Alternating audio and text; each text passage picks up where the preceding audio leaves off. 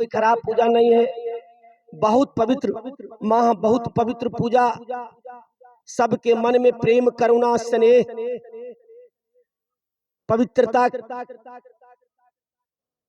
आज दिखाई दे रही है बंधु। बड़ा प्रेम करुणा स्नेह को देखकर मन सबका वशीभूत हो जाता है कि छठ पूजा करनी चाहिए। और प्रत्येक महिलाएं महान है, लक्ष्मी स्वरूप, देवी स्वरूप, काली स्वरूप, चंडी स्वरूप, सब स्वरूप में विराजमान है। आज संसार में देवी ना हो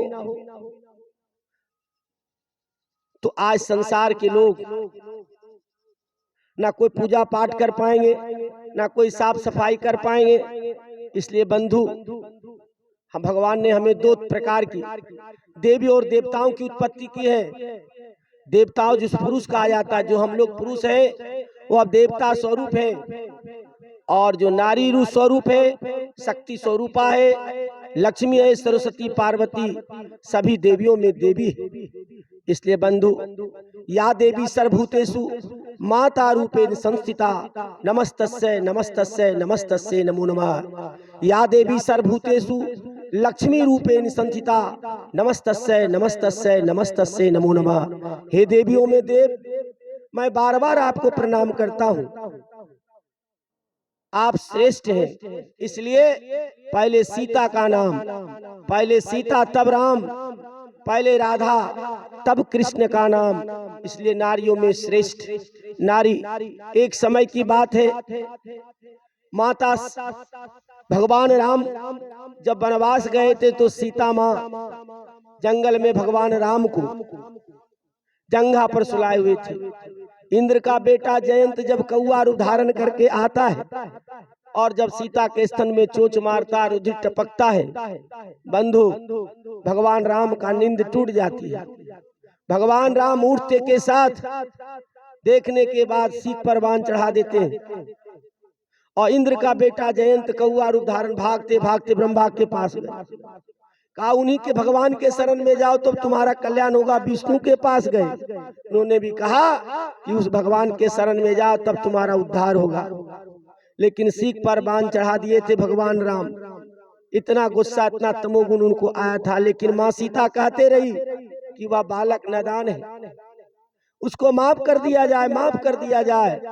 लेकिन एक आंख उन्हें फूट ही गया, बाण सीख से चढ़ चुका था, छूट चुकी थी। इंद्र का बेटा जयंत कौआ भागते भागते फिर भगवान के शरण में आता है। बहुत लंबी कहानी है, लेकिन लंबी कहानी कहना ठीक नहीं है। सिर्फ मैं अज्ञानता के पास मैं साफ शब्दों में कहना चाहता हूँ कि आप देवी स्वरूपा हैं, आप छठ स्वरूपा हैं। अगर आप छठ माँ की पूजा ना करें तो छठ का नाम लेने वाला कौन रहेगा? और छठ कहते किसे हैं? यदि आप काम, क्रोध, लोभ, मोह, अहंकार को त्याग देते हैं और सबको समता की भावना से देखते हैं, जिस प्रकार आज सभी व्रतधारियां आज उसी प्रसाद को जो अन्न से बना है, वही दूध, वही गुड़, वही चावल, वही दाल जिसको आप देख रहे हैं, आज कितना पवित्र मन से भोजन बना करके प्रसाद ग्रहण करने का त्योहार हम लोग कल मना लिए। बंधु, उसी पवित्रता में यदि भोजन हो जाए तो आप सतोगुण की प्राप्ति प्राप्त करेंगे और स्वर्ग की प्राप्ति आपको मिलेगी। अगर वही भोजन में हम लोग राजसी भोजन करना शुरू कर देंगे तो हमें मनुष्य तन मिलेगा और दुख का सामना करना पड़ेगा और संसार से मोह होगा। और उसी प्रकार यदि हम मीट, मछली, अंडा, मुर्गी खाना शुरू करेंगे, तिक्त मसाला करना शुरू करेंगे तो हमें क्या होगा? दुखों का भंडार शरीर में भर जाएगा और हमें नीच गति को प्राप्त होगा। कीट पशु मूढ़ जोनियों में जन्म लेना पड़ेगा। बंधु मैं नहीं कह रहा हूँ ये बात, या श्रीमद् भागवत गीता का 14वां अध्याय कह रहा है, 17वां अध्याय कह रहा है।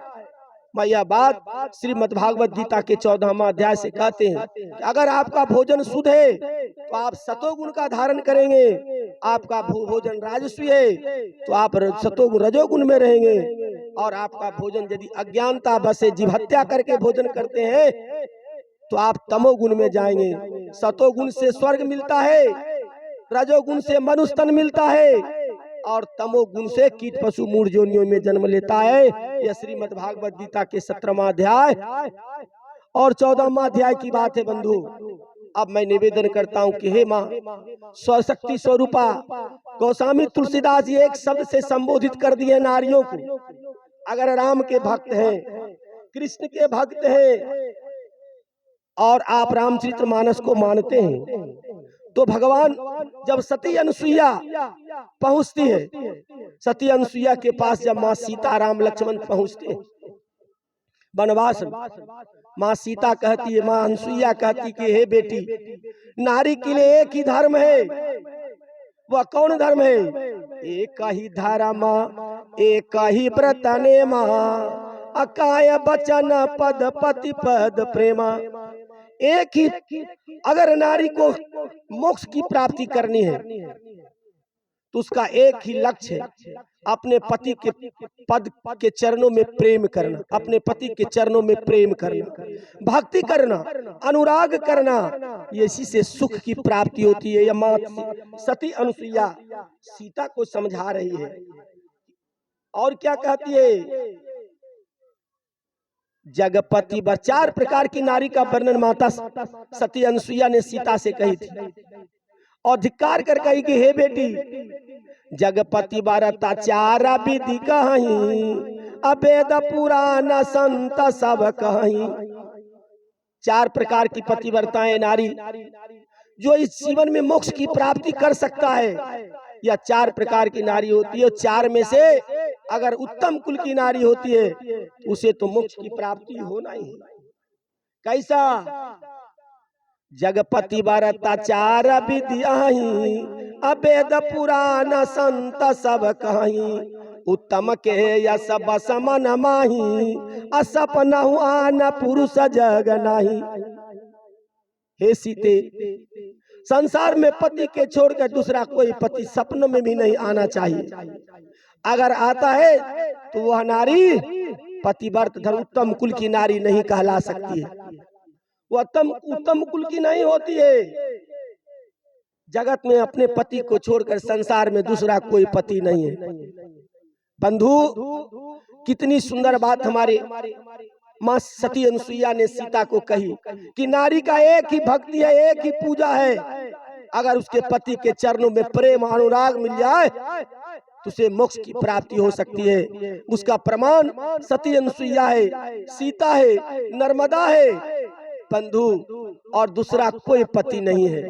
हमारे सदगुरु कबीर कहते हैं, कितनी सुंदर वाणी की रही एक की, भाई अनेक की, विश्वा बहुत भरतारी, कहे कबीर काके संग जरियो, बहु पुरुषन की नारी। कहते एक पति आपके परमात्मा आपके अंतःकरण में विराजमान है।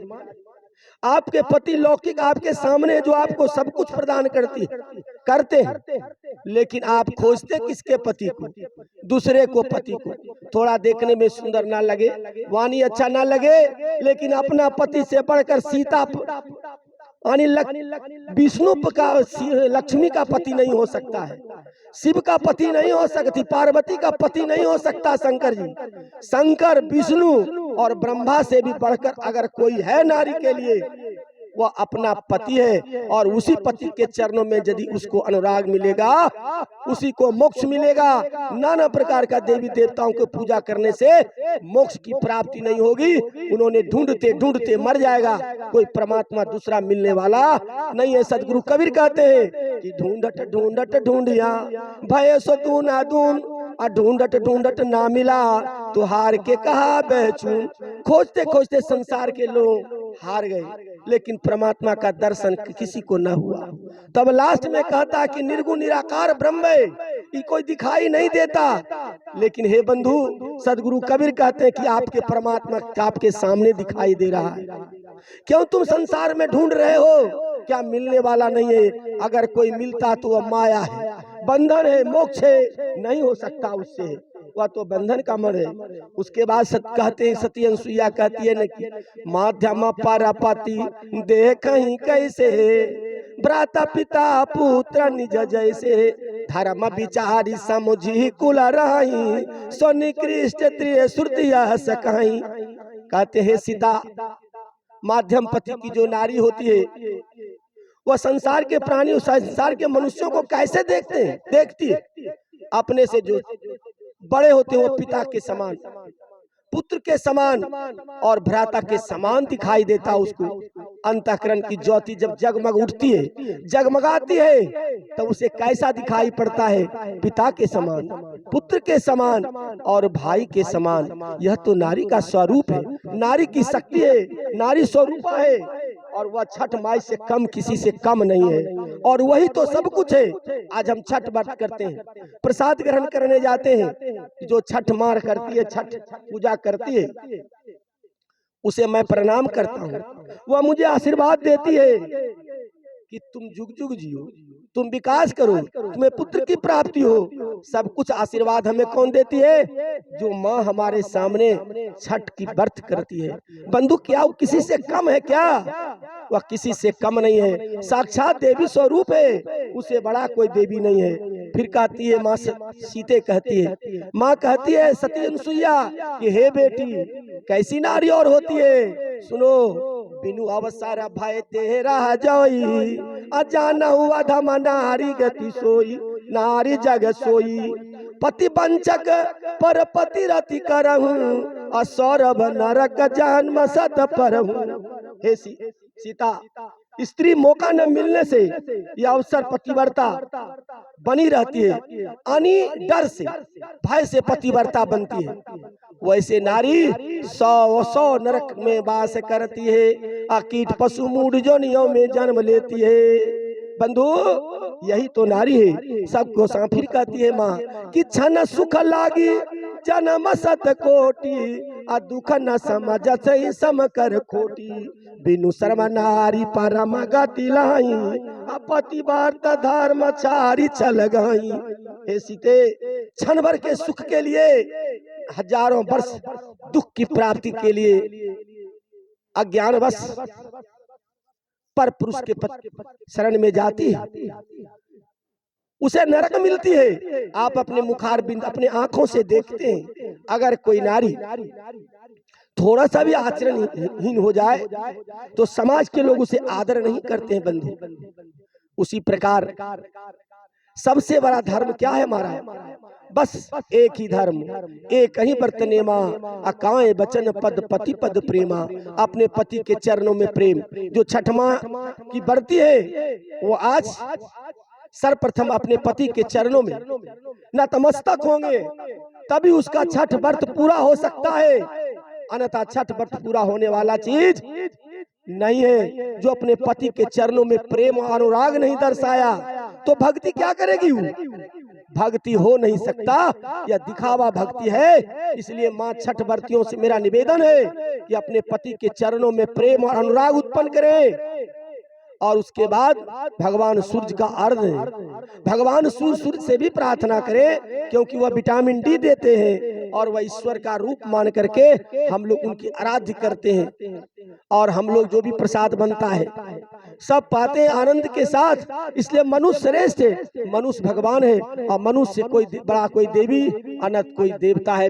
बंधु, इन्हीं सब बातों के साथ अपनी वाणी में देता हूँ विराम, और आपके अंतःकरण में बैठे परमात्मा को त्रिवार साहे बंदगी, साहे बंदगी, साहे बंदगी। बोलिए गुरुदेव स्वामी की जय।